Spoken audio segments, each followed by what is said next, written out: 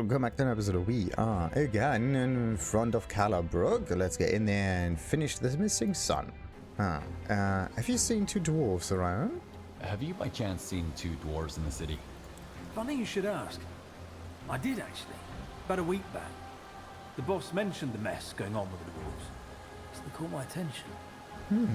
And? And I had them watched. One of them went around trying to get a letter couriered, so I posed as a messenger and took it. Turns out it was just a letter from a homesick boy to his father. Here, take a look for yourself. How do they look? Bit trouble? No, I wouldn't say that. The other one, the companion, mentioned they were kicked out at the inn for starting a brawl. They seemed quite proud of it. I see. Thanks for the letter. Did they mention where they were headed next? No, and I didn't ask. The other one, his friend, had the most intense stare. Once I realized they were homeless, I wanted out of the conversation as soon as possible. Okay. Where's the Greasy Letter? That's the one. Greasy Letter. Father, I was wrong. Torren, he's the best friend I've ever had. I've never known anyone as great as he is. By Nita's hammer, you should have seen him last night. He was like a completely different person. I never slept better, eh? Don't worry about us. We are doing just fine. The city is bloody great. Can't believe it's taken me this long to leave Windhall. This adventure is wonderful. Torren is wonderful. I am so happy he convinced me to come along. You should see this place. Father, sure, there's a bunch of beardless and bloody gravel eaters around, but what's life without some adventure? You should come join us. I won't be home yet. Father, doing this is the best decision I've ever made. Let me enjoy it for a little longer. Let me enjoy the girls. By Nita, the girl So, back to Windhall. You're back. Please tell me you have good news.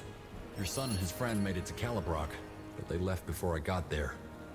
I have this letter that he meant to send you. Here. Another one? Well, thank you for bringing it to me. I always said the surface is a dangerous place. Now let me see. Wait, something is wrong. This letter, it's signed by Idar and the penmanship looks like his, but it doesn't sound like him. I hate to ask you for another favor, but can you find my son and bring him home? I'm afraid something is wrong. You said it doesn't sound like him, but what leads you to believe he's in trouble? The letter praises Torren over and over like it's a bloody love sonnet. That's not my son. He's been on the road for a while. Maybe he's changed. Or maybe he found the courage to tell you. No. I know my son. He wouldn't write this. Okay, I'll find him. Does the letter mention where they were headed? Oh, thank you. The letter doesn't say, but there's a part where he complains about the winds on an open plain. It sounds like the Howling Steppes. So you know it. Please, search there first then. Bring my son home to me. It kind of points you all over the world. So, Howling Steppes. What was this one? Howling... right there. Good. So, out of the way. Right about there. We should move. Okay. Let's see. Oh, look at this. A camp. Oi, you! Yeah, I see you. I'm warning you. I'm armed. Oh, but we are too. So, you're stupid as well as deaf. Well, you're here now. What do you want? Calm down. We're only looking for someone, Herrik Grainblast. We have reason to believe he was passing through this area. This is a trick. He sent you, didn't he? He wants you to take him away from me, that's it. I didn't know what else to do. Let me guess. You must be Torren. Niehaus bloody hammer, I am.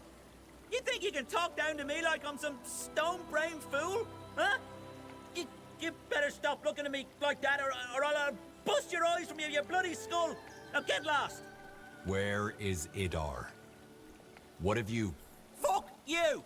What did I say? You know what? Forget it. I'll send your eyeballs back to him. Okay. That's weird. Killer's tits. What was that? He was paranoid about something. Come on, let's search his things. Maybe there's a clue as to where Idar went. Well, look So- what we have here. Huh. This looks like Torren's journal. And a letter. Let's see. Blazes. Torren was obsessed with him. It says here that Idar was talking about going back to Windholm, so Torren had to keep him in his life. Ooh, that's creepy. What about the letter? Let me see. Huh. No wonder the last letter sounded strange. Torren wrote it. He was in the middle of writing another one. Okay, so Torren was paranoid and then wrote those letters. But where's Idar? Let's keep looking. Maybe there's another clue around here. Maybe inside that chest. Blazes. Oh, what's in the box? Those aren't animal bones, are they? This must be Idar. So because Torren was afraid Idar was gonna leave him, he killed him, and then wrote letters as him so his father wouldn't notice.